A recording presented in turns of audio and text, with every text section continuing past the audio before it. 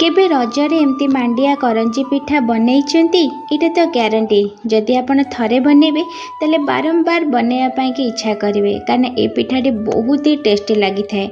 आ एहा होची आम ओडिशार गोटे ट्रेडिशनल रेसिपी जोटा कि बहुत ही स्वास्थ्यकर और बहुत टेस्टी मध्य उपरु पूरापूरी भाव में क्रंची और भितर पूरापूरी भाव में जुसी।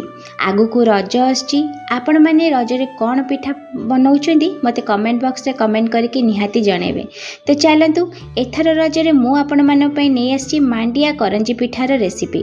प्रथमे गोटे पैन नै जिबा एबे सेथरे मु गोटे नडिया को कोरिकी रखितिली ताकू पकई दउची।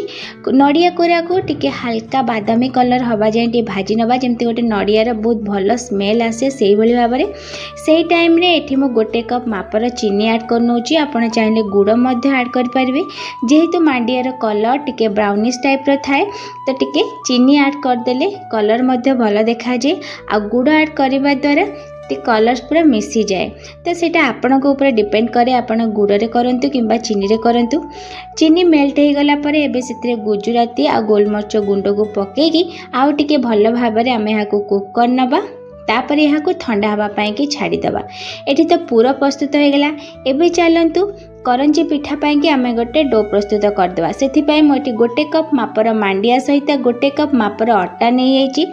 स्वाद अनुसार लूण ता सहित एठी मु 3 बड़ चम्मच रिफाइन ऑयल यूज करची। आपण चाहिए घी मध्य यूज कर परिबे। तो ये सब गुड़ी को भल भाव में आम मिक्स करनबा।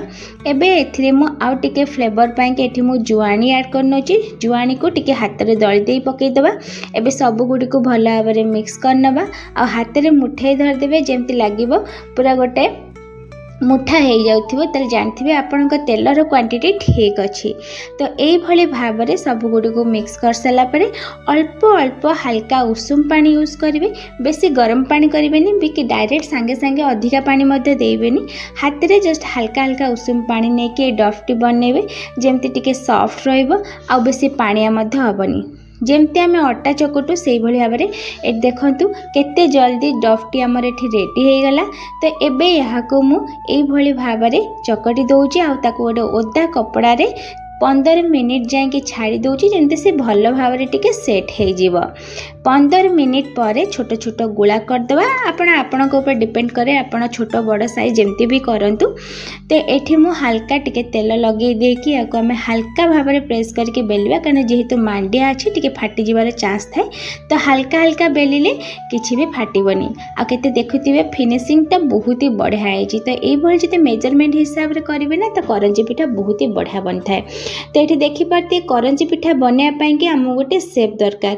जो मैंने भी नुआ पिठा गढ़ुंट से टिके असुविधा होता है तो से इजी ट्रिक नहीं आसी। जदि आपण पाखे एमती कंटा चामच थी तो ये आप बनईदेवे देखिए केते इजी रे सेप हो गला।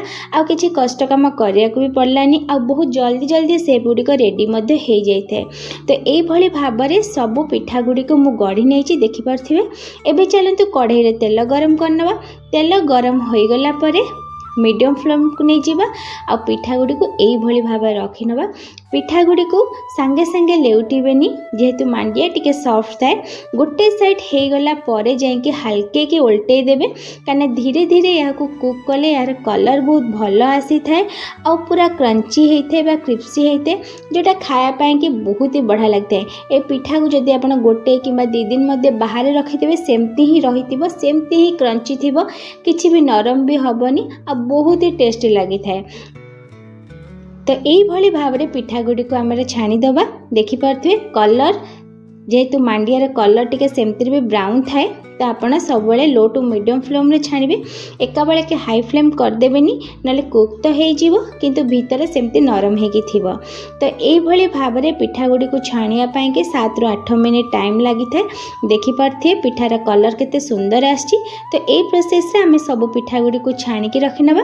तो रेडी हो गला एठी हमर मांडिया करंजी पिठा।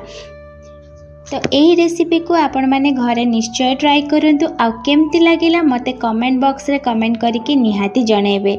जदि वीडियोटी आपण मानकु भल लागि थाए ताहले मते लाइक शेयर आउ चैनल ले नुआ थिले सब्सक्राइब निश्चय करनेबे।